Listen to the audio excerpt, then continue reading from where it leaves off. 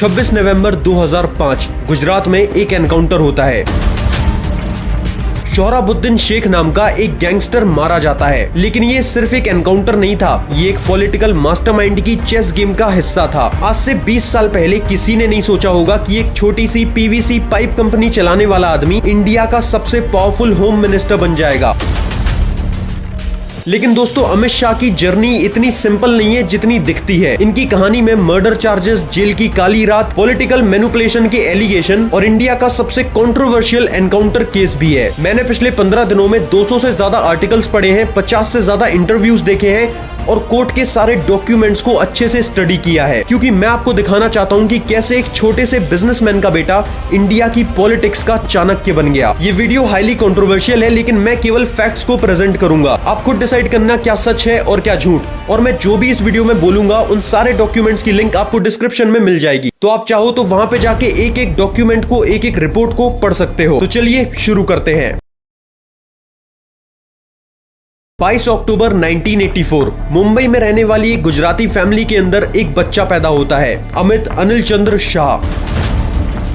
लेकिन दोस्तों, ये कोई साधारण फैमिली नहीं थी। अमित शाह के फादर अनिल चंद्र शाह केवल एक बिजनेसमैन नहीं थे, वो गुजरात के एक बहुत ही बड़े पीवीसी पाइप्स मैन्युफैक्चरर थे। इसीलिए अमित शाह ने बचपन से ही देखा था कि बिजनेस कैसे चलाया जाता है, नेटवर्किंग कैसे की जाती है। अमित शाह ने महसाना से अपनी स्कूलिंग कंप्लीट की और उसके बाद अहमदाबाद के सीयू शाह साइंस कॉलेज से बायोकेमिस्ट्री में अपनी ग्रेजुएशन भी पूरी की। लेकिन अमित शाह का शुरू से ही इंटरेस्ट साइंस के अंदर नहीं था, बल्कि पावर में था। अमित शाह की लाइफ की रियल स्टोरी शुरू होती है 1978 से, जब वो केवल 14 साल के थे, क्योंकि इसी साल अमित शाह ने आरएसएस को ज्वाइन किया और यहाँ पे मिली आइडियोलॉजी ने उनकी पूरी लाइफ चेंज कर दी। आरएसएस के अंदर अमित शाह ने सीखा डिसिप्लिन, ऑर्गेनाइजेशन और सबसे ज्यादा इंपॉर्टेंट लॉन्ग टर्म प्लानिंग। और यही तीनों चीजें उन्हें उनके पॉलिटिकल कैरियर में भी काफी ज्यादा फायदा पहुंचाने वाली थी। आरएसएस के अंदर अमित शाह शाखा अटेंड करते थे, फिजिकल ट्रेनिंग करते थे, लेकिन आरएसएस के अंदर जो उन्होंने सबसे इंपॉर्टेंट चीज सीखी वो थी फाउंडेशन। 1982 में अहमदाबाद के अंदर दो लोगों की मुलाकात होती है जो भविष्य में इंडिया के पॉलिटिक्स को पूरे तरीके से बदलने वाली थी। ये केवल एक दोस्ती नहीं थी,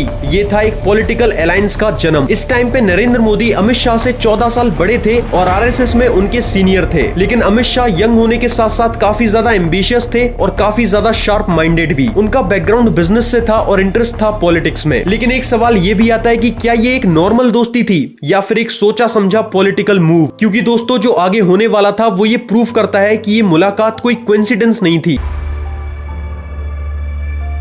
साल था 1990। अमित शाह अपने फैमिली बिजनेस में बिजी थे, लेकिन उन्होंने पॉलिटिक्स नहीं छोड़ी थी। वो गुजरात के बीजेवाईएम यानी भारतीय जनता युवा मोर्चा में काफी टाइम से एक्टिव थे। वो गुजरात के छोटे छोटे इलेक्शंस में पार्ट लेते थे और धीरे धीरे अपना नेटवर्क बिल्ड कर रहे थे। ये सिलसिला अगले 10 साल तक चलता है। अमित शाह बीजेपी की लोकल मीटिंग्स को अटेंड करते हैं, आरएसएस के अंदर भी काफी ज्यादा एक्टिव रहते हैं और नरेंद्र मोदी के साथ अपने कनेक्शंस को भी स्ट्रॉन्ग करते जाते हैं। फिर आता है साल 2001, जिसमें एक ऐसा इंसिडेंट हुआ जिसने सब कुछ बदल के रख दिया। गुजरात में एक अर्थक्वेक आता है जिसमें 20,000 से ज्यादा लोग मारे जाते हैं।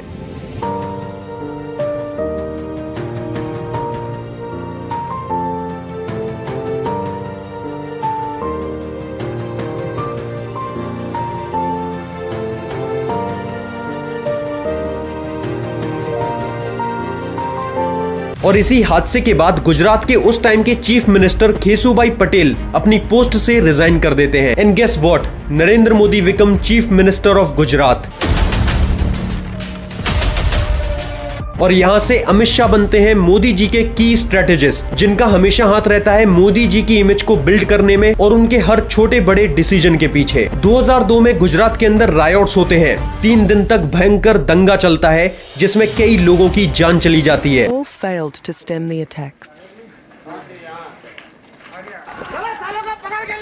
India is no stranger to violence. For centuries, zealots have killed in the name of religion. But there's something very different about what's been happening in Gujarat.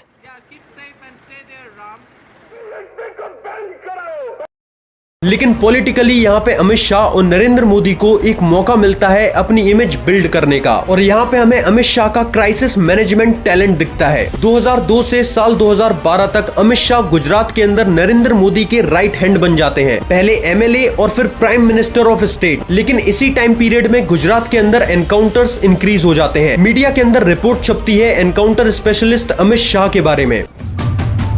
ये गुजरात की हिस्ट्री का सबसे कंट्रोवर्शियल टाइम पीरियड था, जब गुजरात की public से लेकर reporters तक अमित शाह को एनकाउंटर स्पेशलिस्ट कहते थे। वैसे तो इस टाइम पीरियड में गुजरात के अंदर टोटल 31 एनकाउंटर्स हुए, लेकिन इनमें से 4 बहुत ही ज्यादा कंट्रोवर्शियल थे, जिनमें सबसे पहला आता है सोहराबुद्दीन शेख, जो कि 2005 में हुआ था। उसके बाद तुलसी राम प्रजापति 2006, इसरात जहान 2004, सादिक जमाल 2003। लेकिन इन चारों में से सबसे ज्यादा कंट्रोवर्शियल था 26 नवंबर 2005 का वो केस, सोहराबुद्दीन शेख का एनकाउंटर। गुजरात राजस्थान बॉर्डर पे हाईवे पे एक कार रोक दी जाती है, जिसके अंदर बैठा है सोहराबुद्दीन शेख, गुजरात के अंदर एक जाना माना क्रिमिनल जो कि हाजी मस्तान गैंग से कनेक्टेड था। इसके एनकाउंटर के ऊपर पुलिस का कहना था कि ये भागने की कोशिश कर रहा था, इसीलिए इसे शूट करना पड़ा। लेकिन जब सीबीआई की इन्वेस्टिगेशन होती है तब एक अलग ही सच सामने आता है। सोहराबुद्दीन को मुंबई से किडनैप किया गया, 3 दिन तक इलीगल कस्टडी में रख के टॉर्चर किया गया। उसकी प्रेग्नेंट वाइफ कौसर बी को भी मार दिया गया, और जो इसके एनकाउंटर और केस का विटनेस था तुलसी राम, उसे भी मार दिया गया। सीबीआई ने अपनी रिपोर्ट में कहा कि ये सिर्फ एक एनकाउंटर नहीं था, ये था एक cold planning blooded murder. CBI ने कोर्ट में ये एलिगेशन लगाए कि ये सब कुछ अमित शाह के डायरेक्ट ऑर्डर पे हुआ था, क्योंकि सोहराबुद्दीन शेख बीजेपी के कुछ लीडर्स को ब्लैकमेल कर रहा था और उसके पास बीजेपी के इन लीडर्स के खिलाफ थ्रेडिंग एविडेंस थे। सीबीआई ने अपनी इन्वेस्टिगेशन में ये भी सबमिट किया कि इसको मारने के लिए 1 करोड़ का बजट रखा गया था। जो पुलिस ऑफिसर्स इस एनकाउंटर में शामिल थे उन्हें प्रमोशन दिया गया। अमित ठाकुर, एक ऑनेस्ट आईपीएस ऑफिसर, कोर्ट में स्टेटमेंट देते हैं कि अमित शाह और उनके अलावा 4 और पावरफुल लीडर्स इस एनकाउंटर केस में शामिल थे। ये केस चलता है और सारे एविडेंस को देखने के बाद गुजरात के होम मिनिस्टर अमित शाह को 25 जुलाई 2010 को जेल जाना पड़ता है। इंडियन पॉलिटिक्स के अंदर अर्थक्वेक आया हुआ था, क्योंकि बीजेपी का सबसे बड़ा पॉलिटिकल स्ट्रेटेजिस्ट इस समय जेल में था। अमित शाह जेल में बैठे हुए भी अपना नेक्स्ट मूव प्लान कर रहे थे। हर दिन कोर्ट में अमित शाह की बेल की एप्लीकेशन डाली जाती है, कोर्ट के अंदर हियरिंग होती है। नरेंद्र मोदी पब्लिकली कहते हैं कि अमित शाह इनोसेंट है। हर मोर्चे पर विफल सरकार ने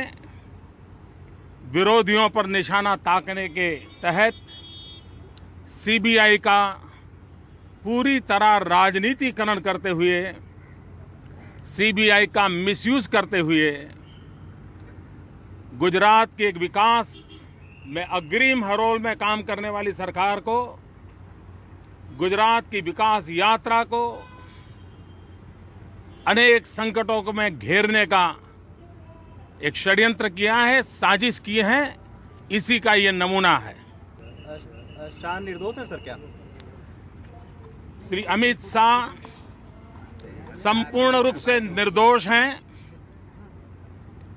उन पर लगाए गए सारी बातें फैब्रिकेटेड हैं, राजनीति करने के हिस्से से किया गया है। और तब आता है एक टर्निंग पॉइंट। दिसंबर 2010 को अमित शाह को जेल से बेल मिल जाती है, लेकिन कुछ शर्तों के साथ, जैसे कि अमित शाह गुजरात में एंटर नहीं कर सकते, उन्हें हर हफ्ते कोर्ट में पेश होना होगा, उनके पॉलिटिकल एक्टिवनेस पे भी बैन लगाया जाता है और उन्हें दिल्ली में हाउस अरेस्ट पे रहना होगा। लेकिन दोस्तों, अमित शाह इस टाइम को वेस्ट नहीं करते। वो दिल्ली में रह के नेशनल लेवल की पॉलिटिक्स को समझते हैं, नई स्ट्रेटेजीज बनाते हैं कि कैसे अब नेशनल लेवल पे पॉलिटिक्स की जाए और अपनी इमेज को क्लीन किया जाए। 30 दिसंबर 2014 सीबीआई के स्पेशल कोर्ट के अंदर एक हिस्टोरिक जजमेंट आता है। अमित शाह के खिलाफ सबूतों की कमी के कारण उन्हें बाइज्जत बरी किया जाता है। लेकिन दोस्तों, यहाँ पे एक सवाल आता है कि क्या सच में एविडेंस नहीं थे, या 2014 में बीजेपी की सेंट्रल गवर्नमेंट बनने के बाद केस को रफा दफा कर दिया जाता है, क्योंकि 2014 में नरेंद्र मोदी पहली बार भारत के प्राइम मिनिस्टर बन गए थे और इस वजह से अमित शाह की पॉलिटिकल वैल्यू भी अब चेंज हो गई थी। लेकिन आप जान के हैरान होंगे कि आज तक सोहराबुद्दीन शेख की फैमिली कहती है कि हमें जस्टिस नहीं मिला। कसूराबाई के पेरेंट्स कहते हैं कि पावरफुल लोगों ने केस को इन्फ्लुएंस किया। लीगली तो अमित शाह क्लीन है, लेकिन पॉलिटिकली ये केस हमेशा उन पे सवाल खड़े करेगा। इंडिया की पॉलिटिक्स में बहुत ही कम ऐसा होता है कि जेल से निकलने के बाद, इतने हाई एलिगेशंस लगने के बाद कोई व्यक्ति इतना ज्यादा पावरफुल हो जाए, लेकिन अमित शाह ने ये करके दिखाया। 2010 से 2014 तक अमित शाह दिल्ली में हाउस अरेस्ट पे थे, गुजरात के अंदर पैर भी नहीं रख सकते थे, लेकिन उन्होंने इस टाइम को वेस्ट नहीं किया। पैन इंडिया लेवल पे स्ट्रेटेजीज बनाई और सबसे ज्यादा इंपॉर्टेंट मोदी जी के साथ कोऑर्डिनेशन मेंटेन किया। इस टाइम पीरियड में अमित शाह ये समझ चुके थे कि गुजरात से निकलना पड़ेगा, नेशनल लेवल पे अपनी पॉलिटिक्स को डेवलप करना पड़ेगा, और इसीलिए वो डेवलप करते हैं data driven election strategy, booth level management technique, opposition research method और मीडिया मैनेजमेंट टैक्टिक्स। और इन्हीं स्ट्रेटेजीज का यूज करके अमित शाह नरेंद्र मोदी को भारत का प्राइम मिनिस्टर बना देते हैं। लेकिन कैसे? तो साल 2013 में नरेंद्र मोदी को पीएम कैंडिडेट डिक्लेयर किया जाता है। And guess what, Narendra Modi के कैंपेन को मैनेज करने की जिम्मेदारी किसे मिलती है? अमित शाह को। 2014 में लोकसभा के इलेक्शन की प्रिपरेशन, ये कोई नॉर्मल कैंपेन नहीं था, ये एक वॉर स्ट्रेटेजी थी जिसको अमित शाह ने तैयार किया था। इस स्ट्रेटेजी की प्लानिंग का ग्राफ कुछ इस तरीके से था। 543 कॉन्स्टिट्यूएंसीज को डिटेल में एनालाइज किया गया, हर एक सीट के लिए एक स्पेसिफिक स्ट्रेटेजी बनाई गई, candidate selection process, resources allocation planning, ground level पे वर्कर्स के साथ कोऑर्डिनेशन। मोदी जी ने एक से बढ़ के एक रैलीज की, अच्छे भाषण दिए, लेकिन इन सबके पीछे मास्टरमाइंड कौन था? अमित शाह। हर एक रैली की लोकेशन, टाइमिंग, क्राउड मैनेजमेंट, ये सब कुछ अमित शाह के प्लान का हिस्सा था। पहली बार इंडियन इलेक्शंस के अंदर सोशल मीडिया कैंपेन हुए, पार्टी के वर्कर्स के लिए एक मोबाइल ऐप बनाया गया, हर एक जगह पे मोदी जी की न्यूज चलाई गई, डिजिटल प्रोपेगेंडा अपने टॉप पे था। और फिर आता है इलेक्शंस के रिजल्ट का दिन, 16 मई 2014। बीजेपी ने हिस्ट्री क्रिएट कर दी, 282 सीटें जीती और मोदी जी बन गए इंडिया के प्राइम मिनिस्टर। और मोदी जी के प्राइम मिनिस्टर बनने पे अमित शाह को इमीडिएटली रिवॉर्ड मिलता है, उन्हें बीजेपी का जनरल सेक्रेटरी बना दिया जाता है, उत्तर प्रदेश की रिस्पॉन्सिबिलिटी मिलती है, पूरे देश भर की मीडिया उन्हें चाणक्य नाम दे देती है और पूरे देश में उनकी एक क्लीन इमेज बन जाती है। 2017 में उत्तर प्रदेश के असेंबली इलेक्शंस होते हैं। इस इलेक्शन में टोटल 403 सीटें थी, लेकिन सामने कंपटीशन था कांग्रेस, एसपी और बीएसपी के अलायंस से। लेकिन अमित शाह बहुत कॉन्फिडेंट थे कि वो इस बार यूपी जीत लेंगे। लेकिन कैसे? अमित शाह का यूपी को जीतने का फॉर्मूला सिंपल था। पहले तो कास्ट मैथमेटिक्स को परफेक्टली कैलकुलेट किया, उसके बाद मोदी जी की पॉपुलैरिटी को यूज किया और ऑपोजिशन की वीकनेस को गिनाया, लोकल लीडर्स को मैनेज किया और ग्राउंड लेवल पे ऑर्गेनाइजेशन करके पब्लिक की सिंपैथी ले ली। और इसका रिजल्ट क्या हुआ? बीजेपी 403 में से यूपी के अंदर 312 सीटें जीत लेती है और यहाँ से अमित शाह बन जाते हैं नरेंद्र मोदी के सबसे ट्रस्टेड इंसान, जो बीजेपी का रियल डिसीजन मेकर था, ऑपोजिशन के लिए एक नाइटमेयर था और इलेक्शंस को जीतने में एक्सपर्ट है। लेकिन दोस्तों, रियल पावर गेम अभी शुरू होने वाली थी, क्योंकि 2019 में नरेंद्र मोदी देने वाले थे अमित शाह को सबसे बड़ी रिस्पॉन्सिबिलिटी। 30 मई 2019 ये वो टाइम था जब अमित शाह को इंडिया का होम मिनिस्टर बनाया जाता है। मैं अमित अनिल चंद्र शाह ईश्वर की शपथ लेता हूं कि मैं विधि द्वारा स्थापित भारत के संविधान के प्रति सच्ची श्रद्धा और निष्ठा रखूंगा। मैं भारत की प्रभुता और अखंडता अक्षुण्ण रखूंगा। मैं संघ के मंत्री के रूप में अपने कर्तव्यों का श्रद्धापूर्वक और शुद्ध अंतःकरण से निर्वहन करूंगा तथा मैं भय या पक्षपात, अनुराग या द्वेष के बिना सभी प्रकार के लोगों के प्रति संविधान और विधि के अनुसार न्याय करूंगा। जिसके बाद अमित शाह ने सब कुछ बदल के रख दिया। 5 अगस्त 2019 एक ऐसा डिसीजन जो पिछले 70 साल से पेंडिंग था, जम्मू कश्मीर में से धारा 370 हटा दी जाती है। अमित शाह का ये मूव काबिले तारीफ था, क्योंकि बिना किसी वायलेंस, बिना किसी हत्या, बिना किसी दंगे फसाद, बिना किसी इंटरनेशनल इंटरवेंशन के उन्होंने इस काम को बड़ी ही शांति पूर्वक कर दिया। और जम्मू कश्मीर में से धारा 370 हटने के बाद भी वहाँ पे 60% टेररिस्ट अटैक कम हुए हैं। लेकिन दोस्तों, हर सक्सेसफुल स्टोरी के साथ क्रिटिसिज्म भी आता है और ऐसे ही अमित शाह के ऊपर भी कई सारे एलिगेशंस लगते हैं और कुछ तो एग्री करने लायक भी हैं। उन्होंने अपने बेटे जय शाह को बिना किसी क्रिकेट क्वालिफिकेशन के या बिना क्रिकेट खेले बीसीसीआई का चीफ बना दिया। लेकिन इनकी कहानी बहुत ही ज्यादा इंस्पायरिंग भी है कि कैसे एक छोटी सी पीवीसी पाइप कंपनी का ओनर इंडिया का सबसे पावरफुल होम मिनिस्टर बन गया। और ये बात हम सबको माननी पड़ेगी कि अमित शाह केवल एक पॉलिटिशियन नहीं बल्कि एक पॉलिटिकल चेस मास्टर हैं। फिर चाहे वो डाटा ड्राइवन कैंपेन हो या फिर बूथ लेवल मैनेजमेंट, ऑपोजिशन की कमियों को उजागर करना हो या फिर मीडिया को मैनेज करना, मोदी जी की और अपनी इमेज को क्लीन करना हो या फिर मीडिया के द्वारा झूठ फैलाना, आज की तारीख में 2025 तक अमित शाह ने इस काम को बखूबी किया है। अभी 2025 में अमित शाह अपनी पावर के पीक पर है, क्योंकि वो न केवल इंडिया के होम मिनिस्टर हैं बल्कि बीजेपी के रियल डिसीजन मेकर भी। अगर हम एक लाइन में कहें तो इस देश में करंटली मोदी जी के बाद अगर कोई सबसे पावरफुल व्यक्ति है तो वो अमित शाह है। लेकिन अब उनकी मुश्किलें बढ़ती जा रही हैं क्योंकि लोग और ज्यादा एक्टिव हो रहे हैं। हर एक व्यक्ति अब न्यूज नहीं देखता बल्कि जाके फैक्ट को चेक करता है।